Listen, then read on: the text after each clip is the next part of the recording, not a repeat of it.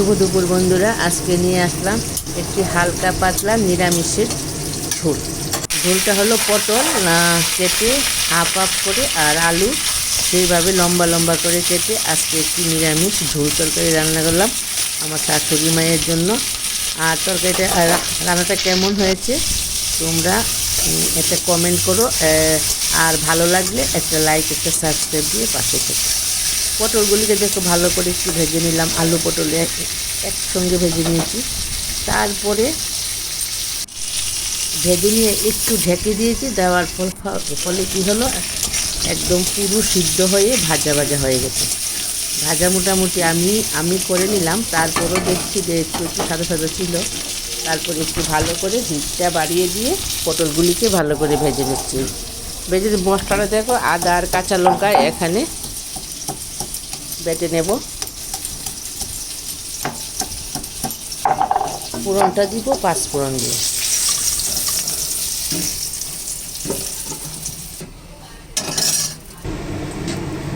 এখন তেজপাতা শুকনো লঙ্কা আর ওই পাঁচফোড়ন দেবো আর একটু মশলা দেব। একদম হালকা পাতলা করে রান্নাটা করলাম।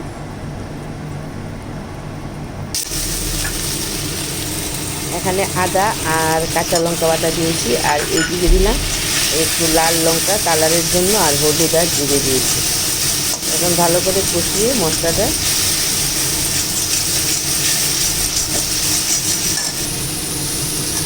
এখন ভাজা পটল এবং আলুটা দিয়ে আর একটু কষিয়ে নেব।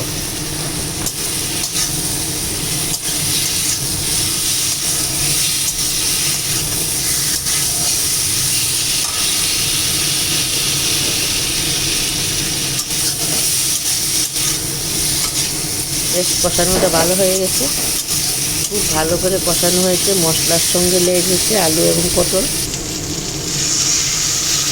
এটা গ্রেভির জন্য জল দিয়ে দিলাম।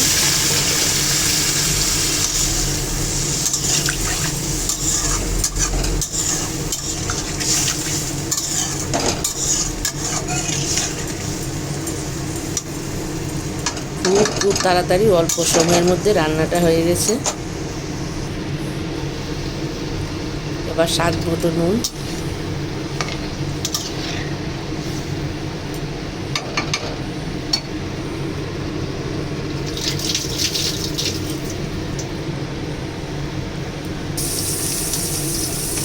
এবার খুব ভালো করে গড়গড়ি এসে গেছে, আর পটল আলুটাও মোটামুটি সিদ্ধ হয়ে গেছে।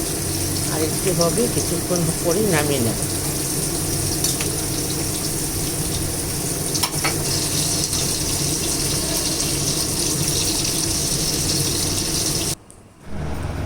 এবার বেটে নিলাম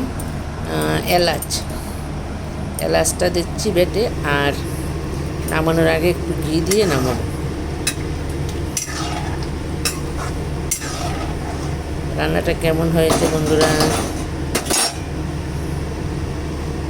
একটু ঘি দিয়ে দিলাম।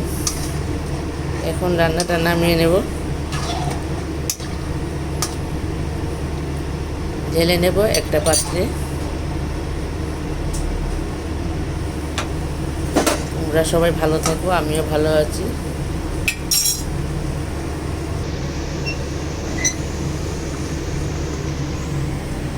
রান্নাটা কমপ্লিট হয়ে গেছে, নামিয়ে নিচ্ছি। বাই বন্ধুরা।